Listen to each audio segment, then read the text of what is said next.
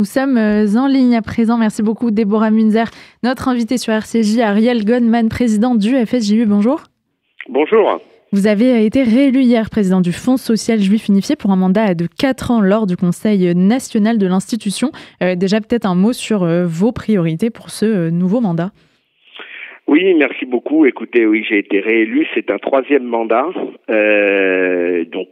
Voilà, c'est le mandat pour moi de la transmission. J'espère que avec les personnalités qui apparaissent dans le paysage, qui ont été élues au bureau exécutif et au comité directeur, qui sont la marque d'un renouvellement, d'une féminisation aussi. Je salue notamment l'arrivée au bureau exécutif de Alexandra Barouch et de Régis Folbaum, qui étaient déjà là, mais comme personnalité cooptée.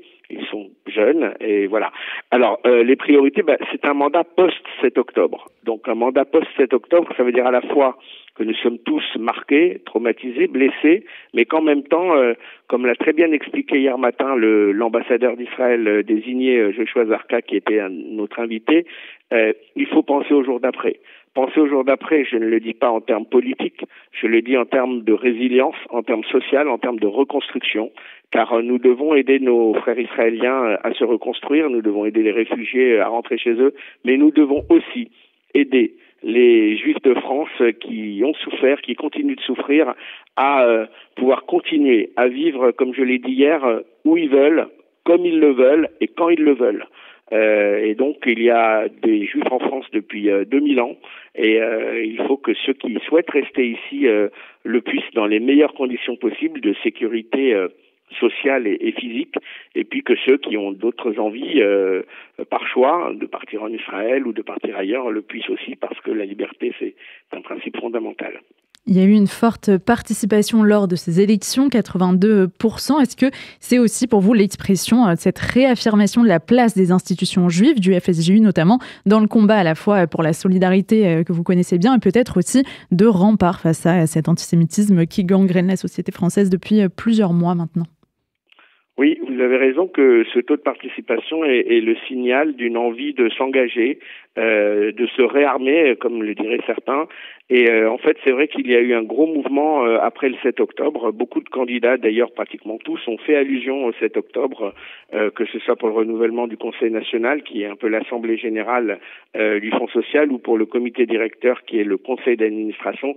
Il y a effectivement cette envie de s'engager, cette envie de faire quelque chose pour lutter contre l'antisémitisme, pour lutter contre ce mal-être qui habite certains de nos corélégionnaires, et pas seulement, comme c'était le cas avant, dans des endroits difficiles, dans les territoires perdus de la République, mais aussi dans des endroits tout à fait favorisés. On a des signalements de problèmes dans des écoles, dans des lycées de l'Ouest parisien, de problèmes de voisinage avec des actes antisémites, et donc tout cela, nous devons pas lâcher, nous devons continuer le combat.